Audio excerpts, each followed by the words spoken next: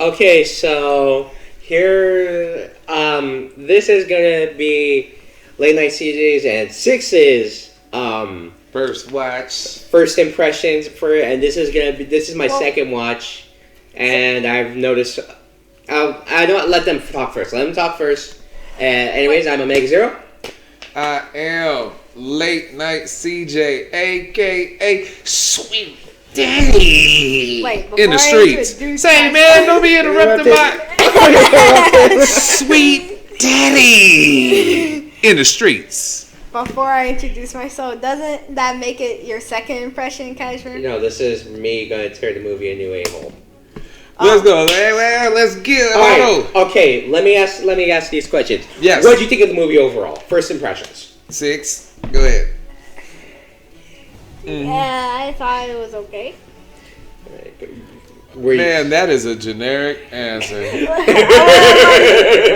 that was generic. All right, but late night CJ, what did you think of the movie? Okay, this is where I'm gonna go with it. I am probably going to be polar opposite of you in this one.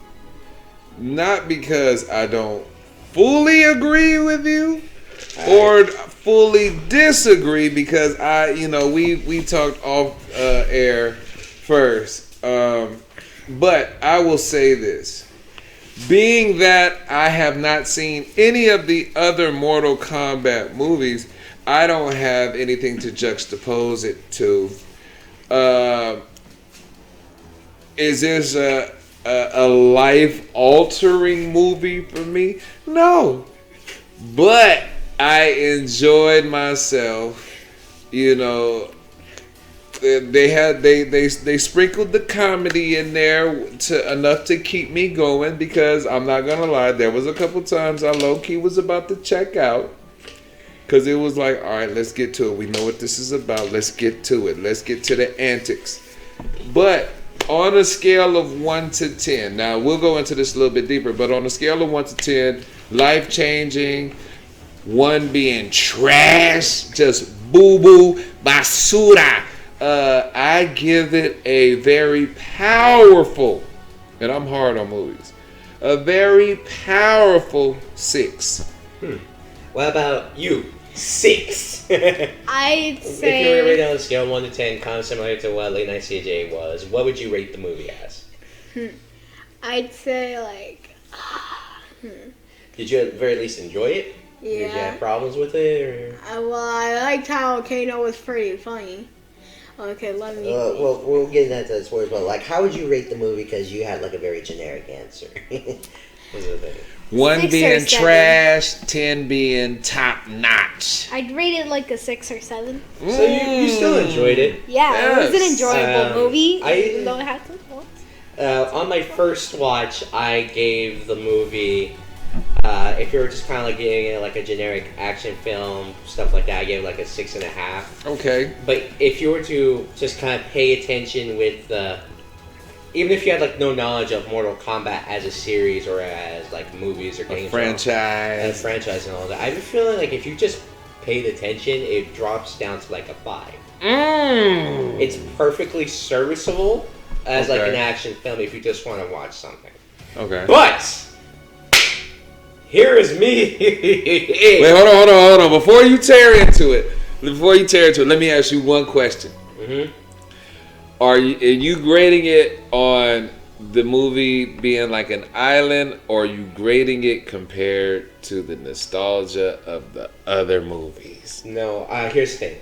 When I first watched it, I graded it as an island. All on its own, how it functioned as a movie. Okay. Anything I wrote on the papers that I have for my notes... He has notes. I can that attest to was that. in comparison to the series as a whole, not just the movie. All right. I compared it a little bit, the movies, to each other based on like charisma and all that. Okay. But like Shang Tsung as an antagonist. Hold on, let's get to the notes. Let's get to the notes. I was taking stuff throughout, kind of like the movie and all that. And some light. I want to be able to fully get into the notes. We're basically, this is going to be our spoiler section. Okay. It's kind of like going over the movie as I have them in my notes. Okay. I feel like the first, like the introduction scene of the Mortal Kombat movie, where we're taken back to what, like 1400? Yes.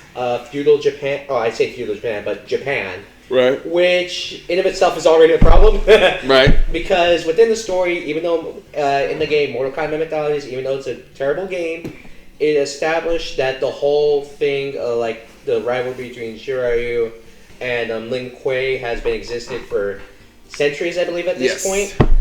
And it's a year before the Mortal Kombat tournament that Sub-Zero, Bi-Han kills Scorpion. Not several centuries in the past. But I will not deny that the action scene between the two and the Lin Kuei and Shiryu, basically just Hanzo, just going on a quick murder spree of nameless and Lin Kuei jobbers, it was pretty quick. He was efficient with his kills. He was a bit flashy here and there, but that's because he was going up against multiple opponents and he hit them around themselves. Hanzo has a dragon birthmark, which we'll get into later, which I hate.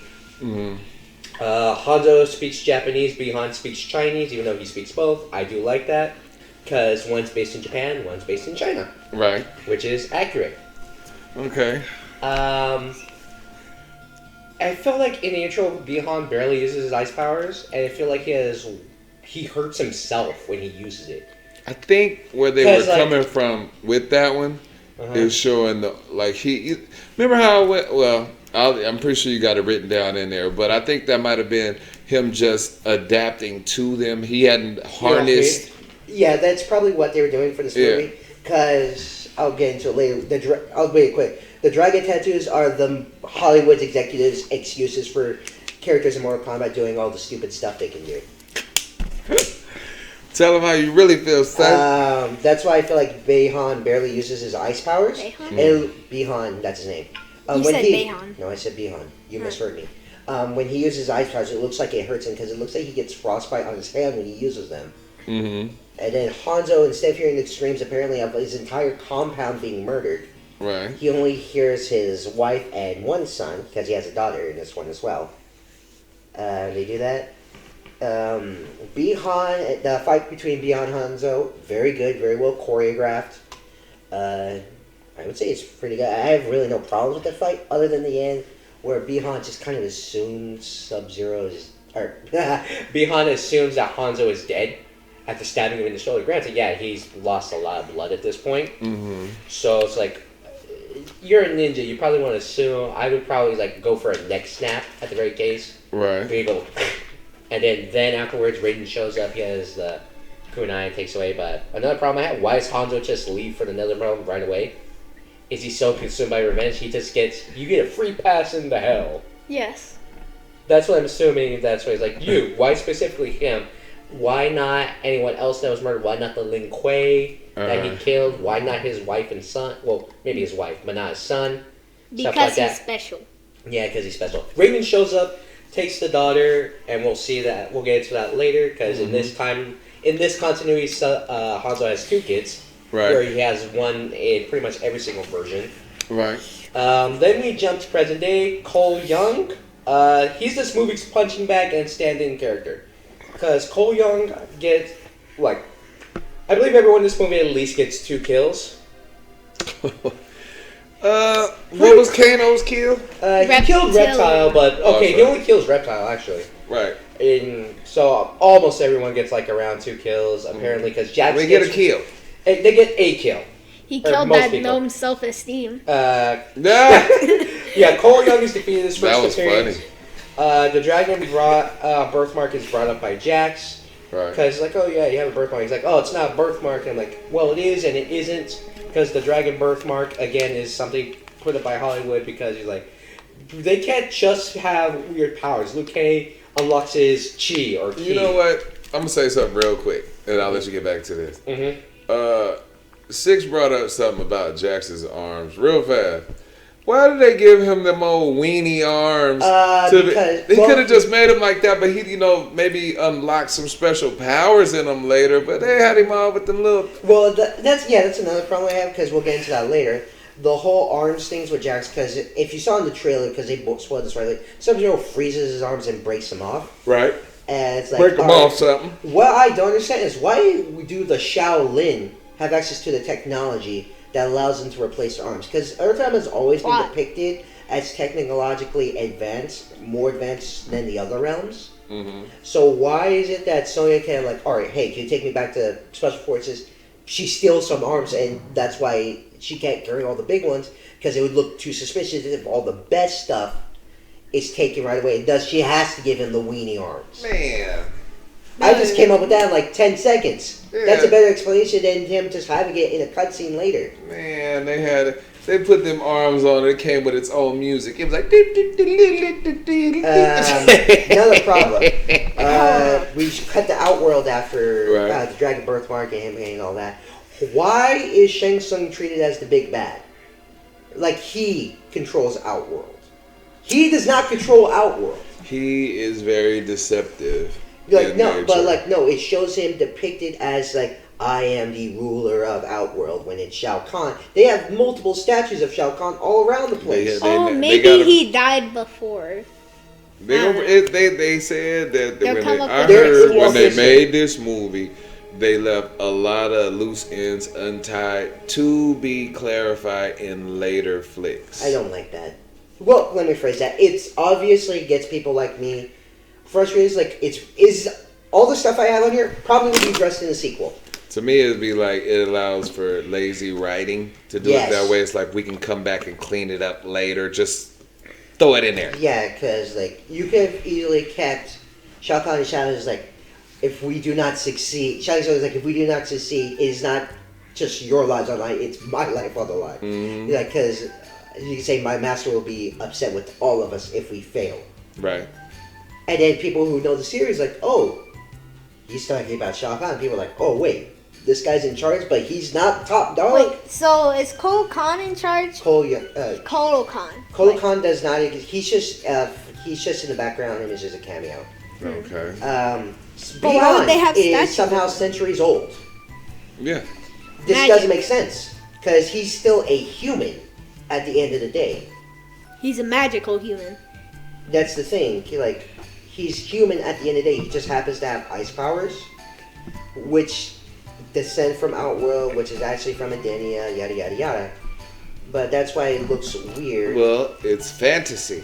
I know. Just like how you said fantasy. What was that, creative 7? liberties is what I'm saying. What was that the game you played with Barrett and Cloud and all? That's not even close. Remember Evil PG&E and all of that? Yeah, but no, what I'm saying is this.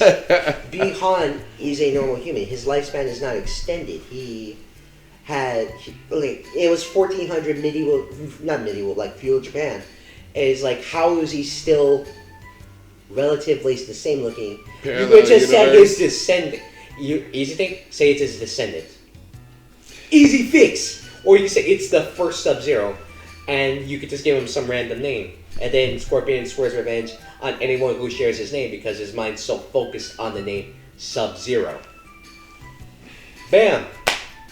Like instead of saying beyond centuries old. See, this is why I said I don't disagree or fully agree, because I'm looking at it as this movie completely as an island because I haven't seen any of them. It's not even. This is just me. So this is just a movie for me. This is just me picking out stuff from the series. Right.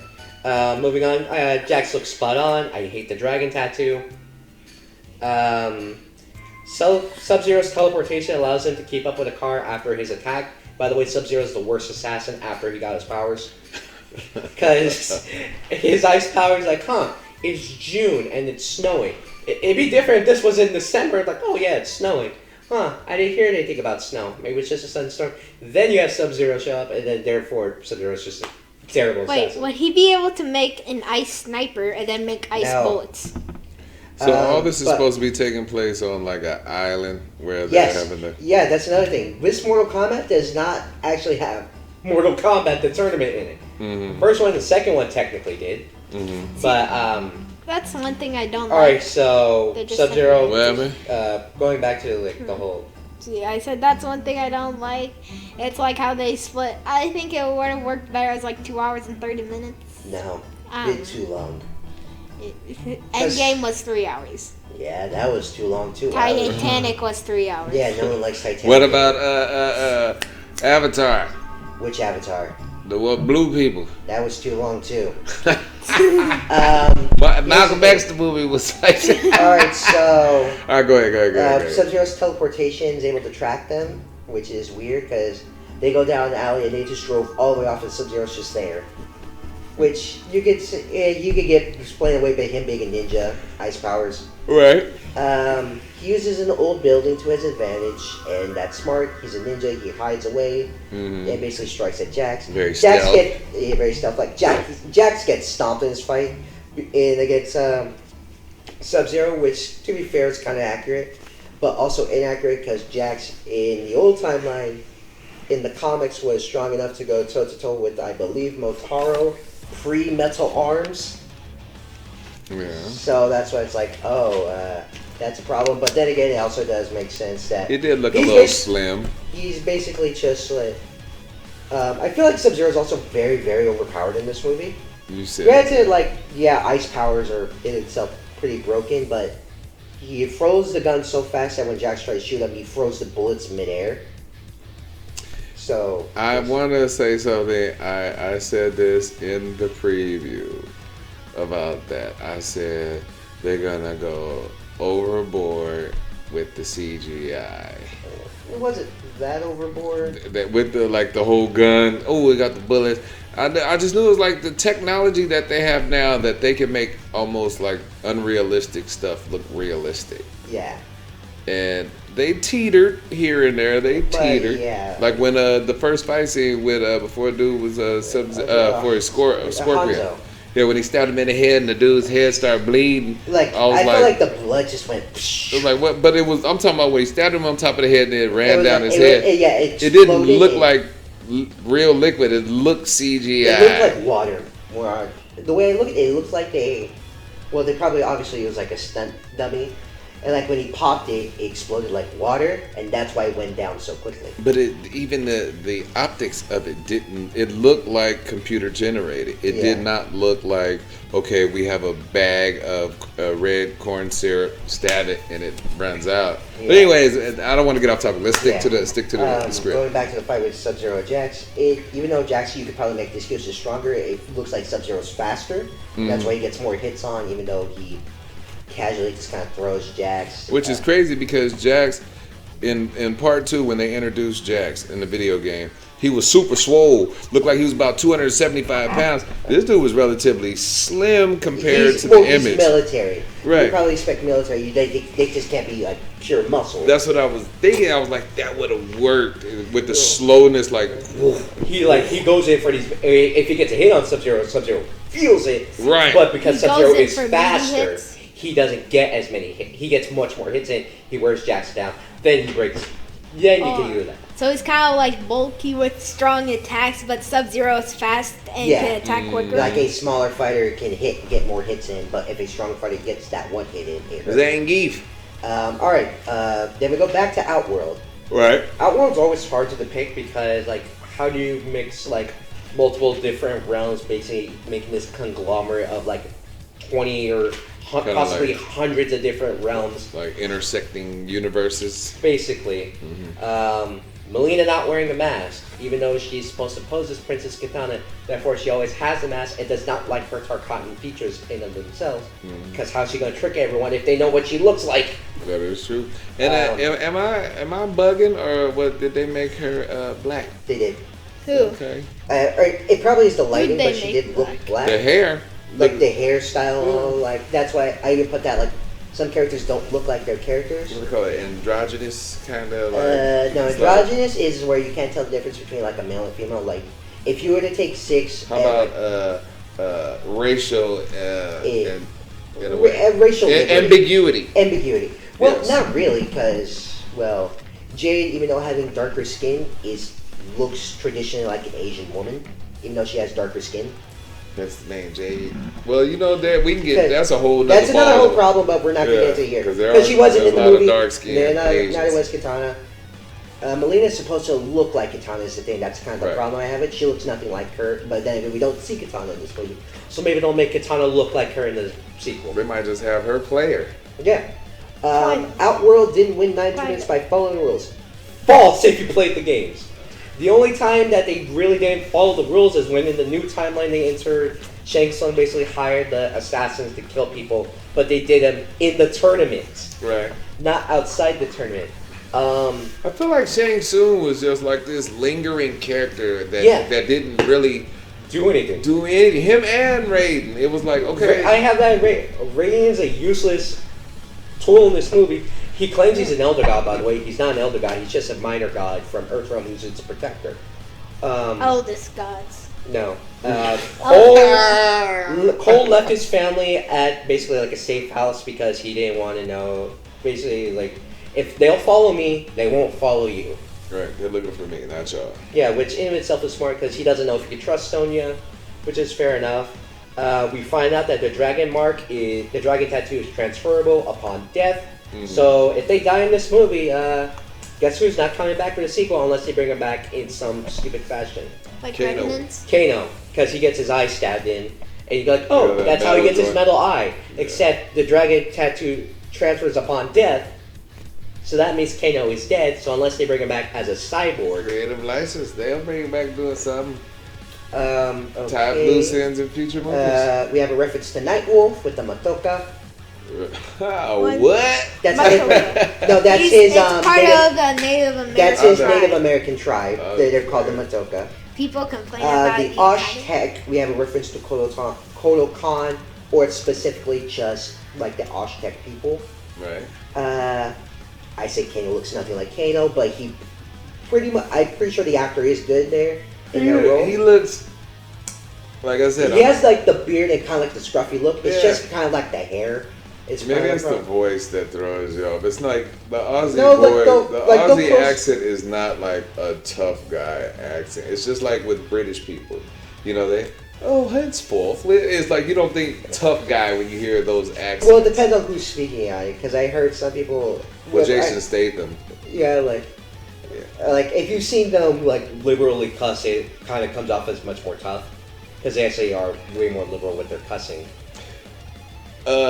Like the Irish accent kind of comes off as tough guy. It's probably just the hair. Was that movie Braveheart with give us our freedom? You know what I'm saying? It sounds kind of round. Like that scene with the egg roll. Egg roll. There's a scene because again they. Oh yeah. I want my egg roll. Kano doesn't want. He killed the previous champion because Sonya and Jax spent like the last 7 years trying to find them.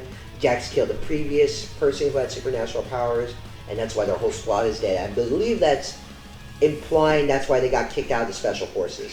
Mm-hmm. That their whole squad got killed, and they say, "Hey, there's this dude who we don't know what he was doing, but maybe he was spitting acid, shooting fire, or something like that." And they're like, "Are you crazy? You're traumatized. You can't be here." Maybe that's what they're leaving it open to be, and that's why they're not with the special forces. They're just kind of off on their own. And they say, I believe they say they're former special forces. Killed previous dragon bear. Reptile attacks, because in Outworld they say send the reptilian size off. Don't say they said reptilian, which I thought was too on the nose. Let me real quick. I gotta jump in on this one. If I have to mark down the movie for anything, that's it right there. Reptile. Oh man, they had Alligator Man. He just comes in and he's just hollering and almost cussed. I'm sorry. He's just hollering and everything, and then all of a sudden, dead. On to the next scene. It's like, what was all that for? That was that's that CGI overdoing it. It was like, ooh, we can make this dude. He comes in, he's crawling over and all. Yeah, like I even suggested here's the thing. I thought the name Reptilian was too on the nose because is he reptile-like? Is he just a reptile? They brought in a Gila monster. They brought in a Komodo dragon. And made it look more human. And just made it walk. That's it. They took a Komodo dragon, made it walk, did like some Godzilla type hollering in the face and, oh, your breath stinks. and all of that. That was later. I know that. I'm just saying. I would have said, your breath stink. But Yeah, then they did that, and then it was just like, oh, dead. Okay, on to. It was like, really? Yeah, because I would prefer if they use the name Zaterran. It's like, oh, people who pay attention to the series know what that is. People are like, oh, what's a Zaterran?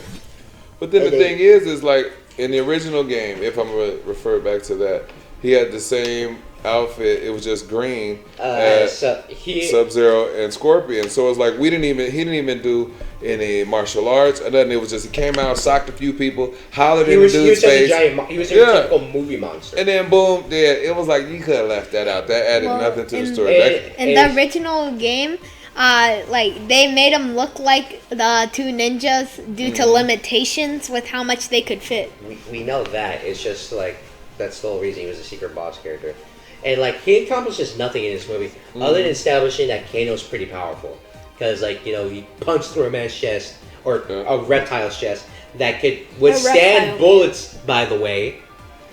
He's a reptile, man. It could withstand bullets, his skin. Reptiles, and he pulled out his heart and established, he's pretty powerful. Yeah. Which has like reptile being stabbed is perfectly fine. That's like acceptable. Dead after first encounter, which I had a problem with. Well, like you say, or he could be a stealth character because that's what he's always been depicted as. It's in most wasted movies. potential. Wasted potential. But what's for Snake? He's gonna have a field day with this movie. Kano's an artist. Right. I just wrote that down. It's like, it gives character to him at least. Right. Yeah. Cole still has dreams of Hanzo. I called this. Was he the kid who was saved by Raiden? At the time, I didn't know. That was my first impression. And I'm like, well, he's a descendant. I'm like, close enough. Right. Sonya established as being pretty awesome because after they're trying to go to find Raiden's temple, she takes down Kano because Kano kind of like eggs her on. Right. And it's like Kano's being paid for his help. Mercenary. He's a mercenary. Sticks to the story. When they keep just looking around, they find Liu Kang, and Liu Kang comes off kind of hostile at first, but then again, Kano also brandishes a knife, and Liu Kang just blasts him up with fire, and Kano's reaction is genuine. It's actually pretty funny. After that, Dragon Bears have powers. I wrote that down, which I found annoying. Great Kung Lao, in the murals that were brought, we had more references to Great Kung Lao, Delia, and Argus. Those are the... Argus was the protector god of Edenia. Delia was his wife. We had references to Goro, Shao Kahn, and I actually was upset about this one. Why was Shinnok's amulet just out in the open? Evil. The evil guy's amulet, whose power is enough to kill people and disintegrate them on a whim. Wait, can I say a quick prediction? What? What if in the sequel, Shang Tsung, since he's already there at that temple, I think. Not. Oh, where is he? He just liberally breaks in because the problem I have with Shang Tsung is he's just liberally breaking the rules. He says the other gods can't do nothing because they're lazy. I'm like, no, they established all these rules. All this like you guys are. I know they're taking creative liberties, but that's what's upsetting me at that point. Like you're taking too many liberties is the problem. I think in like the second movie they're gonna make Shang Tsung like a bigger threat. Maybe give him some more power. Maybe. Well, yeah. Here's the thing. He's not old. Well, he is old, but he doesn't look old. He's older. He's just not old. Like in the or games. Is he old like millennia? Like he's a couple of millennia old actually, because he wins 9 Mortal Kombat tournaments. Great Kung Lao defeats him, and those take up. Well, he's not millennia. He's about a millennia old, I believe. Because he loses the 10th tournament against Great Kung Lao. That's around 500 years. Goro then beats Great Kung Lao. That goes on for 450 years. That's close to 1,000. The next one is supposed to be around 1,000. So you can say Shang Tsung's like 1,000 years old. But that's getting off the topic of like me just having all these problems with the movie. Liu Kang is very aware of Kano trying to steal stuff. Kano is ironically the best part of this movie because he acts more as the audience stand-in than Cole Young does. Cole Young, the guy who's supposed to be the audience stand-in, is supposed to have all these wild and wacky reactions. Like, how does this like when Liu Kang shoots Kano with fireballs? Like, hold on, how'd you shoot fireballs with Kano? Am I gonna get superpowers? and when Liu Kang just kind of like calmly touches his shoulder, he's like, "What the?" Like he has a very accurate reaction of someone who's like out of his element is reacting to all this weird stuff around him. Dad predicted that. I feel like what? You predicted that Kano would be like the guy out of his element. Yeah, Cole is supposed to be out of his element too. Is the thing. He is the audience stand-in, but Kano acts more like the audience stand-in than Cole does. Cole doesn't talk a whole bunch of this. I just want to let the audience know that I did go to school for a while to do film. So some of these things is like literally first semester way of writing for film. Yeah, like if you can predict the things that are going to happen right away, right. Don't use the first idea. Don't use the second idea, because if it's the first, audience will predict it. Another and it makes thing it worse. that is considered lazy writing, which I saw, was the telling of the story in text across the screen. Yes. Instead of letting it play out, and because what that does, that insults the audience's intelligence. Like you won't get it unless I write it down for you. Yeah. And you never want to insult your audience, because for some that is an immediate turn off and they will check out. Yeah. But continue. Raiden is kind of a jerk in this movie, but also for like no reason. Yeah, granted, like in the first game he was, because he's supposed to be arrogant, but he was a mentor before that. Then they retconned him to be an arrogant god. Then they retconned him back to be a mentor.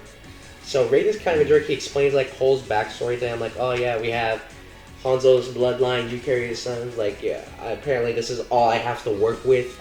I'm like, mother effer. You're the one trying to protect this realm, and you are the ones who are not going out fighting champions, allowing them to literally be killed by this Outworld assassin coming around killing people, and you're not going off and trying to protect them? When your realm is about to be invaded, you are useless! Absolutely. I wrote down, why is Shang Tsung big bad when Shao Kahn, as shown earlier in a mural, and has statues everywhere? But then again, you guys said it's also because he could be saved for later. But then why have the statues of him around or even show him in a mural, other than the fact that it's just going to be a cameo appearance, like a little Easter egg. Yeah. Sub-Zero somehow opens the door to the warrior, the Shaolin Temple of Light. Right. Which doesn't make sense unless you say it responds to people who have a dragon tattoo, which he does most likely have. Because that's how Liu Kang opened it, with his fire and all that. That's also how Sub-Zero opened it. Yeah, that's what I said with the dragon tattoo. Yeah. Liu Kang is fodder in this movie. He's what? Fodder, meaning he's like, for some reason, Liu Kang in the original timeline is supposed to be the strongest Earthrealm warrior. He gets beat by Sub-Zero easily, but then again, Sub-Zero's overpowered in this movie. It looks like Sub-Zero's about to kill Liu Kang until Kung Lao steps in to save him. His hat didn't kill him, even though it's shown very easily to cut through people. So Sub-Zero taking off in his armor is more powerful than two of like the strongest people in Earthrealm, besides Raiden. Villains can just walk into Raiden's temple. Why? They're clearly breaking the rules here, trying to kill off the fighters before the tournament starts. Let me ask you this. Do you think that they conferred with the people who originally put this story together, or did they... You think they bought the rights to the story and just said, here is Mortal Kombat throw up? Like, there it is. Apparently the guy who was working on the movie was a fan of the series, but he wanted to change some stuff around because they wanted to introduce a new audience to Mortal Kombat, which is why they want to have references to the old stuff to please the old fans, but also want to bring in the audience. So by trying to please everyone, they please no one, especially a person like me. What are you about to say? Can I share a little prediction about Kung Lao? Go ahead. Okay. So this is because spoiler. We already said spoilers. I've been going just for like past 20 minutes.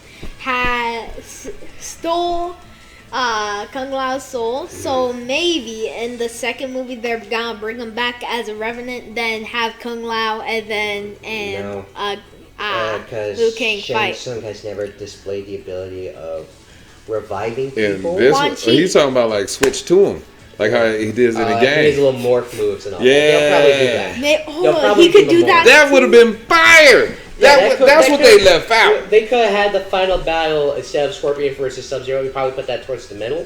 Well, that's what I said. It's like Shang Tsung is like he was just like this dude that just walks in and is like, "Hey, what's up? Where's the party at?" and then leaves. Pretty much. He threatened everyone. Villains. Hey, who brought the nachos? And then takes off. You know what I mean? I said Melina does not look like Melina. I already stated that. Yeah. Katana fan is in the temple. It's kind of like a treasure. I saw that. So is Katana either dead? Is she hidden? Is she with Easter them? egg. Just an Easter egg, most likely. Jackson's understandably traumatized by Sub-Zero. I'm pretty sure having your arm shattered by a guy who's shorter than you would traumatize most people. Wait, I want to say something. What? You know how Dad said it would have been cool if Shang Tsung switched to Kung Lao. Yeah. What if in the second movie he does that to taunt Liu Kang? They probably will. They most likely will. Kung Lao's hat is somehow razor sharp and not razor sharp because it bounces off Sub-Zero's armor pretty easily, so that armor is the strongest thing in the universe in this movie. Mm-hmm. But it's able to slice through Cole's arm pretty easily. And I also put down, why are they maiming their chances at fighting when they got like less than 10 people on their side? That is true. MK1 Tactics was a funny little joke where they just sweep Kano over and over. Yeah. And he tries to predict it and he keeps going. He's like, stop doing that. It's like, is that the only thing you know? It could be the joke like, like the joke you said, try and stop me. Right. They changed Liu Kang's backstory in this one, I believe. Instead of being raised by the Order of Light, he's an orphan who was found by Bo Right Cho, who they don't explain. So you probably just assume Bo Right Cho is just like another teacher there, which he is, but he's also from Outworld. So you think they'll bring Shujinko and all them in there? Shujinko will have to be an old man at this point. Because Shujinko is actually old by the time Mortal Kombat 1 actually starts. Liu Kang is already killed by the time he's unlocked his Arcana, but it says he fought the man who was messing around with orphans and kids. It doesn't specifically go into detail what it says, because the subtitles on my Xbox were slow, so I didn't hear what he said. Just sprinkled a little in there. It's just like, so he probably killed a guy who was probably selling off orphans or something. But he said, I unlocked my Arcana in that moment, but that doesn't make sense because... That's the dragon tattoo? The dragon tattoo. Powers? Yeah, but he said you have to kill the guy in order to get the dragon tattoo. But he said, in that moment, I unlocked the dragon tattoo. So did you have a dragon tattoo beforehand? Or did the dude you fought and killed have his dragon tattoo, you killed him, and then you got your Arcana afterwards? Wait, maybe it was like Kano, where he got super mad about the egg roll, and then he unlocked it. I doubt it's that, but... Could be. Something traumatic. Something traumatic. Yeah. There was a nice heart-to-heart between Sonya and Jax. I did like that. She was encouraging him because he was understandably like mad and upset that I can't do anything. Yeah, their weenie arms. Yeah. Liu Kang and Kung Lao purposely messed with Kano to unlock his power, which was smart because they said, they're messing with him on purpose, getting him mad. He doesn't have a metal eye, it's just a laser. Liu Kang and Kung Lao suck as teachers because they're just beating up their students. In order to unlock your power. How do we unlock our power? We're gonna beat the crap out of you until you learn it. Trial by fire. Trial by fire. Yeah, okay. Maybe they didn't like him to begin with. Yeah, okay. Raiden insults Cole for not helping him. Raiden insults Cole basically like, oh, you're useless, why can't you do anything? Or I'm basically boiling it down very simply. I said, their effort, if you want to defend your realm that you're the protecting guardian of, because you're not an elder god, you're a minor god who's a protector, why aren't you training up the people that you know are champions? Like, you know where they're at. You know who they are. Never outshine the master. He knows that Sonya Blade is not a chosen one because she is like, oh, you're not a chosen one. Right. Which I'm like, okay, how do you know? He's like, the only reason he knows that is because, well, she doesn't have the tattoos. Like, so you know who has that tattoo. You know where they're located because Liu Kang does. Right. So how come you don't go out there and try seeing them? Okay. Cole just sucks because he never. He wins one fight in the entire movie. Everything else he pretty much loses or gets help in. Yeah. Yeah, and that was like against. He killed Goro. Which I question, like, How? Yeah, the champion of Outworld, the guy who won 9 Mortal Kombat tournaments consecutively, gets beaten by an MMA fighter And who not- lost for all the time on screen because the power of friendship and family saved him. not only that, Goro beat the great Kung Lao, and he was The one guy- of the best fighters. Yeah, Great Kung Lao, which is probably stated to be stronger than Kung Lao. Mm-hmm. And so it's like, what a problem? We have cameos by Natara, not cameos, but they're actually integrated. We have Natara, Cabal, and Reiko. Why is Cabal with Outworld? Which doesn't make sense. Yeah, what did Cabal he says originally Kano accomplish? is the reason why I'm in Iron Lung. So why are you working with the guy trying to get Kano on your side? Wouldn't you want to kill Kano? Yeah. Which doesn't make sense. Kano is easily convinced by the power of money, which is fair enough. Natara and Reiko don't have speaking lines in this movie. They go, "Argh." There's a stupid prophecy, which they Oh, don't yeah, explain. also Goro. Goro Like, he looks only like has, Goro, like, except for one the face. Reiko looks nothing like Reiko.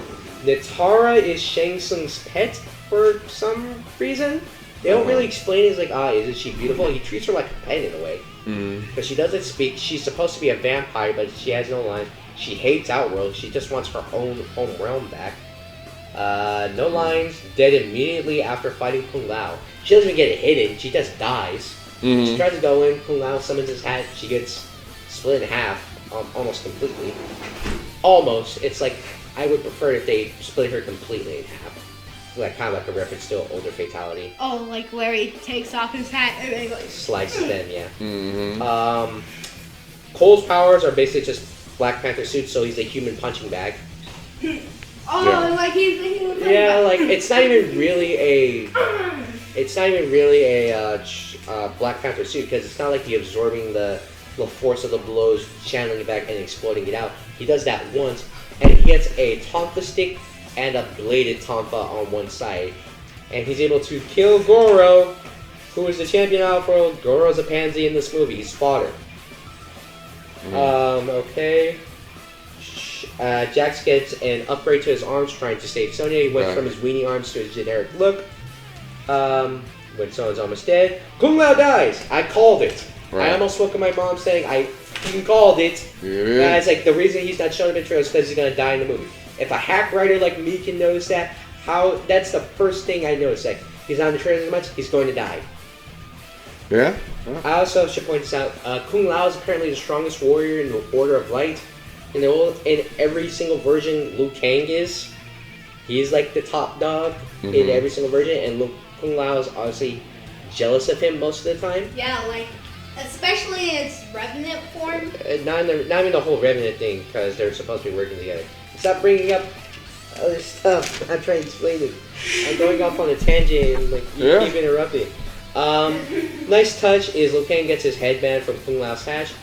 I'd say it's a nice touch because it's always depicted him having it, but I think it. Brayden can apparently just teleport anyone anywhere and banish him because he does this to Shang Tsung at the very end of the movie. He just banishes him back, and then he also just teleports everyone everywhere. Like he teleports the villains to places in other realms. Yeah. Because the pits in Outworld, the fight that they have with Melina and Cabal, that's in Outworld because of the whole dark setting and like kind of purplish hue. Let's see, classic fatality on Reiko from Jax, and like the Jax beats him down like when he gets his rematch and all that, and smashes his head in. Classic fatality. Yeah. He goes like, rah, bam. I'm like, that's a nice touch. Dude has no lines. Reiko has no lines, so why'd you bring him in? So I feel like he's useless. Sonya kills Kano, earns Dragon Tattoo. Therefore, it also shows like apparently Sonya. You probably see that Sonya is probably weaker than Kano physically, so that's why for most of the fights she's outmaneuvering him and outperforming him in most of the cases. But that's due to her having military experience and Kano just being kind of like a generic thug. Even though being wanted in 35 states or 35 countries, right? He still can't do anything. Liu Kang kills Cabal, Sonya kills Melina. Powers come of her projectile is now just powers that she gets from the Dragon Tattoo instead of technology, like it's always been. Right. Sub-Zero is a sadistic bastard because in the in the way of mythologies, yeah, he's an assassin, but he really wasn't sadistic about his kills unless you count 2 times, which the player can choose to do. Mm-hmm. One of them being canon, the other not. Scorpion whatever for that. Cole gets beat up again. Scorpion comes to save Cole. They have a tag team match between Scorpion and Cole. Now that's where it perked up for me. It's crazy because it's the end. You saw where all the budget went. Yes. All the budget focused on. I do feel this is the one thing I will say. There was 2 fight scenes, and both of them were rather short. The first one and the last one, which I think is a problem. And I feel like I've seen enough martial arts flicks, even Rush Hour, when they were in the massage parlor and the 20 dudes came in there and Jackie Chan and Chris Tucker was fighting off them dudes, and how they grabbed hands and kicked this way, they look behind you, and then they kicked the other way. It was like, of course that was supposed to be comical, but I'm thinking like, who did y'all get to choreograph this? Because other than when they were spinning around Sub-Zero and they one swept him and that. Like the fight scenes are good. Most of them are. I feel like the first one and the last one are where they put the most effort in. But where was the choreography? It was like, even the first one, it was like, okay, a kick stab, or he threw the sword of the dude running in the house stabbed. He's fighting with the weapon most of the time, and those were nameless jobbers. Yeah. Goons. I feel like the fight between him and Bihan, that was way more better choreographed than I would have liked to seen it more faster, like with the kicking and the blocking and all that. It was like real deliberate. Each move was so robotic that it was like I saw it coming. It's keyframes, and it's very obvious. Yeah, I want to see some fast shit. I mean, some stuff. I want to see some smoke. I want to see some hands. I want to see some block. I want to see him moving. It's like I want to be want to see him smoothing and grooving. Yeah, I want to be like, hey, whoa, hey, what is this? I want time to elapse without me realizing it. Yeah, I was like, dang, that was like a 2-minute fight scene, but it was like a 10-second fight scene, and it felt like 10 seconds. Yeah. You know what I mean? Yeah, like the fight, like these fights are very short, very deliberate. Yeah. It feels like it's a problem.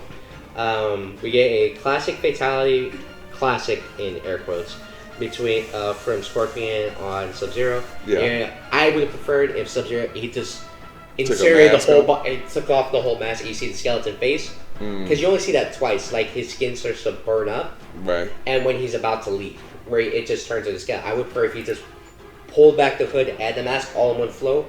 Bam! You get skeleton, Scorpion head, and then he lights him on fire, and then turns him into a skeleton or just a pile of meat. One or two. And they didn't even dust him. It was like the body there, and it wasn't even like really burned. Well, it looked like he had like 3rd-degree burns or something like that. And and they had ash on him too. It was like what is he doing? Yeah. And we have obvious sequel baiting. So obvious sequel baiting for Johnny Cage, getting a new character. Who else are they going to bring for the Earthbound Defenders?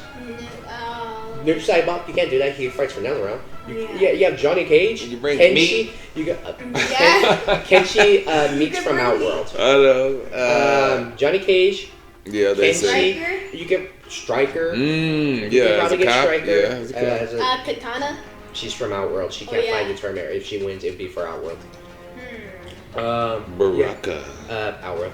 You can bring like for the heroes. I mean, we only have we have Liu Kang, Sonya, Jax, and Cole. Then we're gonna have Johnny Cage, Kenshi, and Stryker. That's 8 people, which I feel like is. Didn't Jax have a daughter in part 4? That was 25 years in the future, but in like 10 and 11. So they can't do that now because this is around the first time. But I've been rambling on for like an hour, and my throat's starting to hurt. Well. Overall, let's get upon review. You did your first watch. Now, after you've had time to let it settle in and the time has elapsed, scale of 1 to 10. 10 being life changing, something that you will add to the collection, and 1 being garbage disposal bait. Okay, so I'm gonna give a few ratings. Dumpster juice. If you're looking for this movie just to watch a generic action flick, just to have fun, or to not think too much, it's a 6.5. If you think about the movie with no prior knowledge, and just kind of look at the rules and all that, it's like a 5. And if you have the knowledge that I do, of someone's like that, and I take in like 3 pages of notes, it drops down to like a 3 or 4. Dude, this guy. Look at this guy over here. You know you what? can have all the great fight scenes in the world and good choreography, but if it's supported by a poor movie that does not know how to write or respect its source material, then it becomes worse and drops down the score.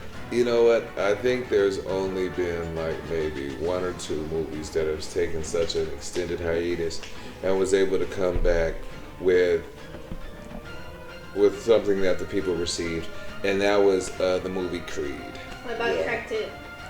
Shrek 2. No, I'm talking about there's a long period of time, not a a few, not over like a year. decade in between the last movie and the new Charlotte's movie. Web 2.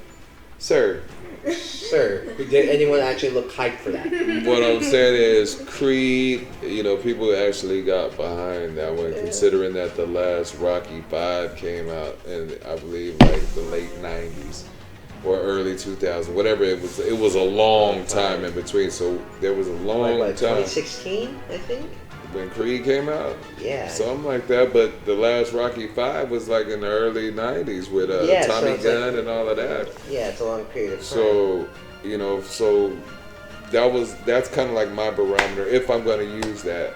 But like I said, as somebody who has no prior knowledge of the other movies, only of the game, I was not just mind blown. Like I said before, my mind was blown. Like, this is excellent. I gotta watch this 2-3 more times.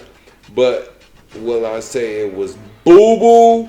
No, it wasn't boo boo, but it definitely was high mediocre, low good, high mediocre, but entertaining nonetheless. So like a solid C tier. Yeah. Solid C tier, yes. That's if I was to give it like a letter grade, it'd be like a regular B. Okay, well, let me ask this as we wrap this up, Like because a you guys got to solid start getting C ready or here in a a second. Yeah. What would you change? In short, like the short answer, what would you change that would definitely bump it up to high B tier? Make it an actual tournament. Get rid of Cole. Bring back Johnny Cage as like the standout character who has no idea what he's doing. Get rid of the dragon tattoo. Have Raiden actually seek out the people he's trying to help. Thanks, John. Basically, keep it in line with the lore. Don't change it for the sake of changing it to make it yourself feel different. What about you, Six? What would you change about the movie? I don't know, it was a serviceable movie. I wouldn't really change on it. See, this is the different. This is the generational perception. For me, what I would do, I would take a little bit of both of what you said. I would keep more so to the original, stick to the script, so to speak, Like the canon. of what it goes with, how the story was told. But the one thing that I would change is the action scenes. I would love to have seen more creativity in the action scenes. Yeah, because if we're going off that, the only one that we could say is really creative was probably the Sonya versus Kano one, where she had to play around him. Well, it was the like I remember when Jet Li really blew up on the scene, and his style of martial arts movies where they were flying like Crouching Tiger, Hidden Dragon type flying, running across the top of the trees type thing, Running on the ceilings. stuff like that. I would like to see some of that because it's a fantasy movie. I would have liked to see the fight scenes being more intricate, but otherwise the story, like you said, I would rather have it be more curtailed towards the original storyline of the game, but just modernized, so to speak, as far as the action. Other than that, I don't really know what you're stuck. You're stuck in a box because it's Mortal Kombat. This is not a concept that they just came out with. It's based upon something prior.